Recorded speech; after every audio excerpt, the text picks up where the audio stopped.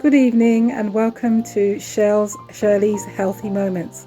I'm Shirley Powell. I am health and lifestyle coach, and we're going to continue with a series of Shirley's Health Moments. The last one in part 2, we spoke about pre-diabetes, what diabetes is and what diabetes isn't.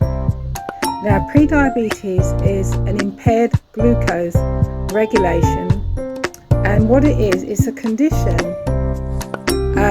of high insulin levels in the blood.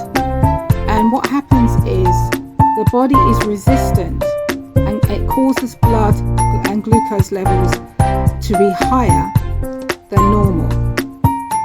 And not high enough to diagnose diabetes, but it gets to a level where there's high sugar levels within the blood.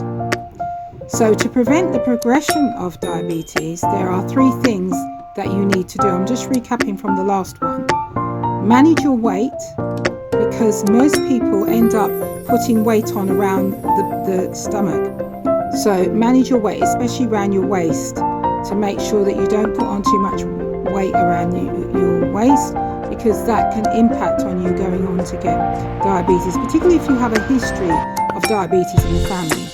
The second thing is eat a healthy, balanced diet. Not too many carbs, but have a balanced diet where you're having fruit and vegetables, that you're also having, but when you're having vegetable and fruit, make sure you have low carb fruits such as blueberries, blackberries, so those of the berry family, because they have low sugar content in them. Try to avoid things like too many bananas and those other fruits like mangoes and things that have a higher level of sugar in them. The third thing you can do is become more active and increase your exercise. So by increasing your exercise, it will help. And some people who have been diagnosed with pre-diabetes, they end up going on to reduce their blood sugars by doing intermittent fasting, because that can help to control the blood sugar levels in the blood as well. The other thing is to avoid the amount of sugar that you have in your diet, or try and avoid it completely.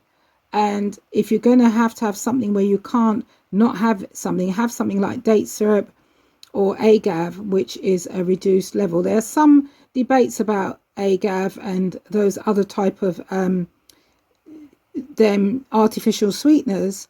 Well, that one is a plant-based one, but there are others, but they have impacts, because these things have sorbitol in them, and they can cause you to have so it's really important to try and reduce the level of sugar that you have in your diet, increase your fruit and vegetables. And if you have a family history of diabetes, it's important to get a check, and because you can always check through the blood. Having a blood test will monitor anything that's happening within your body. So by having a blood test, you'll be able to see. Now, according to the Diabetes UK, around 13.6 million people in the UK are at risk of developing type 2 diabetes. And I believe in the lockdown, that figure went up and increased higher. And it's quite a serious condition, because there are other complex health conditions that come along with it. It can impact on the heart, it can impact on the eyes and other parts of the body.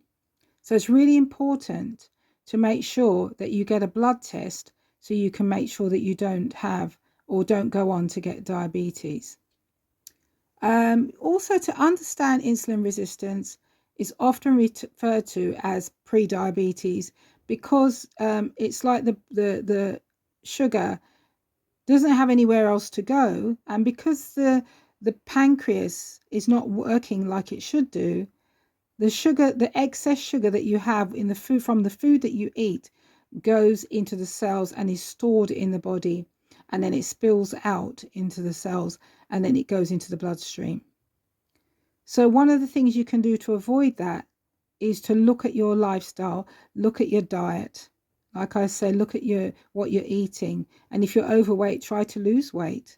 And the other thing is pop along to see a health professional and have your bloods taken. Because there are some other things. Well, let's talk about sugars for a minute, and I'm going to stop. The other thing is, when we talk about sugars, there's glucose, And there's different types of sugars. There are sugars that are in fruit, and some of them are called fructose.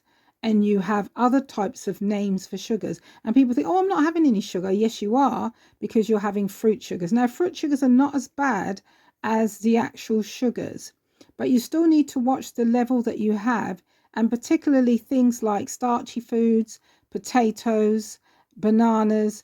Some of these pastas, some of these can then turn and convert into sugar, into carbs, and go into the blood and spike your blood sugars. So it's really important to make sure that you have that checked. Now, I heard a lot of people saying, and I'm going to say this and then wind down. A lot of people are saying, well, once you get pre-diabetes, you're having blurred vision, you're having frequent passing urine, you're having itchiness, you may have thrush, all those things. Well, I'm sorry to have to tell you this, but by that time, you already have diabetes, because there aren't hardly any symptoms with pre-diabetes. The only way you can know if you're pre-diabetic is to have a blood test. And as I was saying in my last recording, that in the podcast, that having a blood test called an HbA1c, which is a blood test which monitors the level of sugar in your blood over the last 3 months. And that's really important to have that. And anybody who's hitting around 50 plus, I suggest that you go along and have a full health check, have your blood pressure checked. It's important to have your blood pressure checked once a year annually, and have that test done just to screen out and to rule out diabetes. So that's what diabetes is, and this is what diabetes is not. And next week I will go on to talk to you more about what diabetes is and how you can avoid it. I hope you enjoyed the session. And again, this is Shirley Powell, Health and Lifestyle Coach, talking to you on Shirley's Healthy Moments. Have a lovely evening. Goodbye.